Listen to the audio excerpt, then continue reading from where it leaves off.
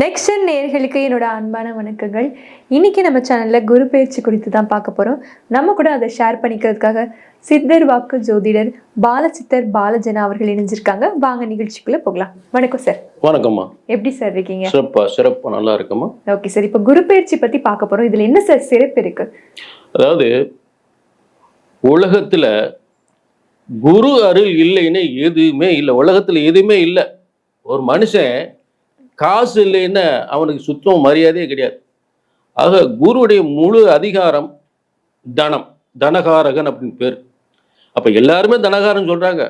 அடுத்ததாக அவர் அதிகாரத்துவம் நீதித்துறையிலிருந்து, வங்கியிலிருந்து, நீதித்துறையிலிருந்து ஒரு எல்லாருக்குமே ஒரு நீதி வழங்கக்கூடிய துறையிலிருந்து, தனகாரர்லேருந்து, பேங்க் தொழிலிருந்து எல்லாத்துக்குமே அவர் அதிபதியாரு, தங்கத்துக்கு அதிபதி ஆகிறார். ஆக அடுத்ததாக பணம், பதவி, புகழ், பெண், பொன், மண் அப்படின்னு சொல்லக்கூடிய விஷயங்கள்.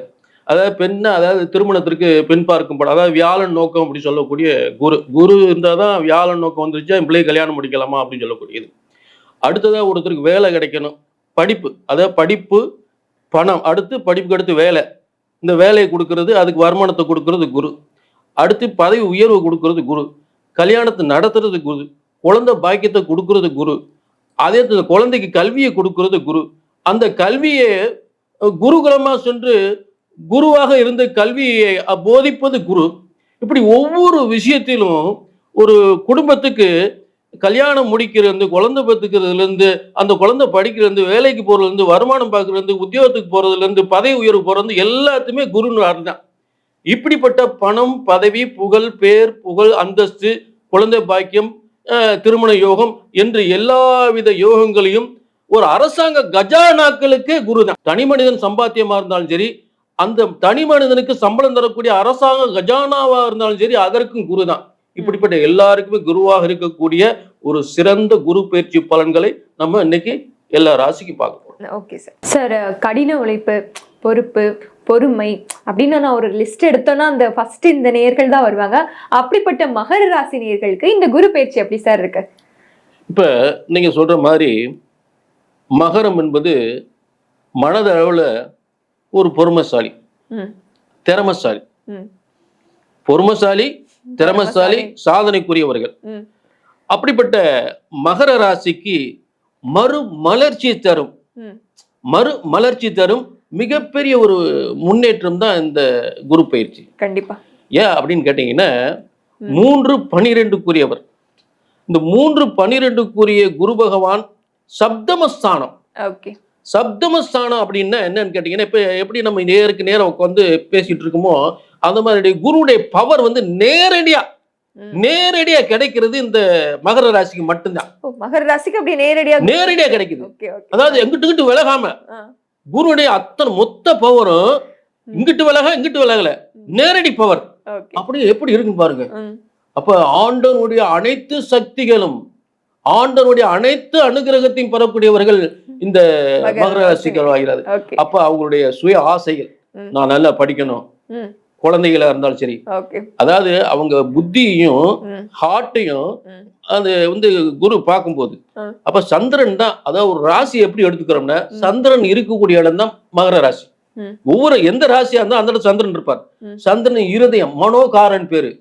அப்ப ஒரு நல்ல இந்த கல்வித்துறையில சாதிக்கணும், குழந்தைய படிக்கணும்னா அதற்கு குரு துணை செய்வார் அவருடைய பார்வையில. சரி, படிச்சு முடிச்சாச்சுன்னா வேலை கிடைக்கணுமா, உடனே அதுக்கான வேலை.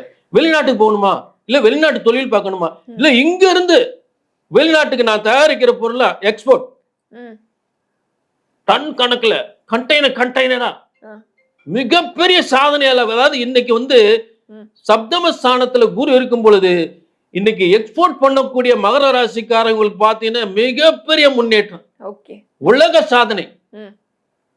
அதாவது இத்தனை கோடின்னு இல்ல, வரலாறு கோடி, 1000 கோடி, 5000 கோடி சம்பாதிக்கக்கூடிய நிலை ஏற்படும். குறைஞ்ச 100 கோடிலாம் சம்பாதிப்பாங்க, குறைஞ்ச 500 கோடி சம்பாதிப்பாங்க. அப்படிப்பட்ட அந்த அளவுல இருந்தாலும் சரி, அது அந்த நிலையில இல்லாத இருக்கக்கூடிய மகர ராசிக்காரவங்க ஒரு 5 லட்சம், 10 லட்சம், 50 லட்சம் சம்பாதிக்கக்கூடிய நிலை கண்டிப்பா ஒரு முன்னேற்றம் இருக்குன்னு சொல்லுங்க. கண்டிப்பா ஒரு முன்னேற்றம் இருக்கு. ஏன்னா முயற்சி, 3ஆம் இடம் முயற்சி. எதுக்கு முயற்சி பண்றாங்க அப்படின்னு பார்த்தோம்னா, நான் வெளிநாட்டுக்கு முயற்சி பண்றேன், இல்ல திருமணத்துக்கு முயற்சி பண்றேன், நல்ல திருமண வாழ்க்கை நல்ல அது ஒரு நல்ல ஒரு கோடீஸ்வரட்ட பொண்ணு, அந்த பொண்ணால எனக்கு நல்ல வாழ்க்கை கிடைச்சிருக்கு அப்படின்னு சொல்லக்கூடிய நிலை. வெளிநாட்டு முயற்சி, வெளிநாட்டு பதவி, வெளிநாட்டு வியாபாரம், அதை உயர்ந்த கல்வி, 3ஆம் இடம் வந்து கல்வி, அதை கல்விக்காக பயணம் பண்றது, அதை வெளிநாட்டுல போய் படிக்கிறது. ஏன்னா 3 12 இந்த 3 12 ரெண்டுக்குமே வந்து குரு தான். குரு வந்து கல்விக்கும் புத்திக்காரகன், கல்விக்காரகன் சொல்லக்கூடிய. அப்ப நான் வெளிநாட்டுல போய் பெரிய ஒரு டாக்டரா படிக்க போறேன், டாக்டரா படிக்க போறேன் அப்படின்னா அதுக்கும் குரு தான்.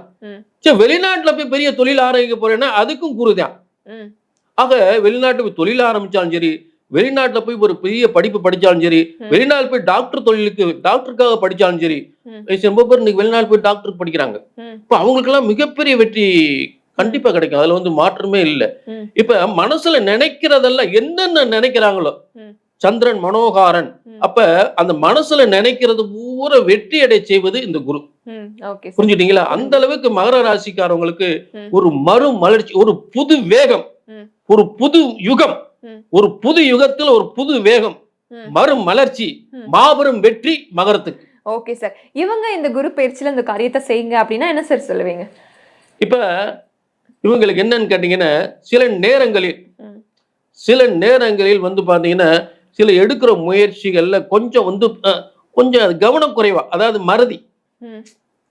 ஏன்னு கேட்டீங்கன்னா, இந்த 12ஆம் இடம் என்பது தூக்கத்தை சொல்லக்கூடிய இடம்.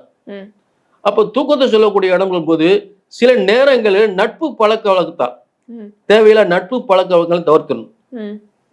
தேவையில்லாத நட்பு பழக்க வழக்கங்களை தவிர்த்து விட வேண்டும். புரிஞ்சுட்டீங்களா? அந்த தவிர்த்துட்டாங்கன்னா இவங்க வாழ்க்கையில வெற்றி அடைஞ்சிருவாங்க. புரிஞ்சுட்டீங்களா? புரிஞ்சு சார். நம்ம குரு உச்சத்துல இருக்க மகர ராசி நேயர்களே மறக்காம கமெண்ட் பண்ணிருங்க, ஒரு லைக் தட்டி விட்டு போயிடுங்க.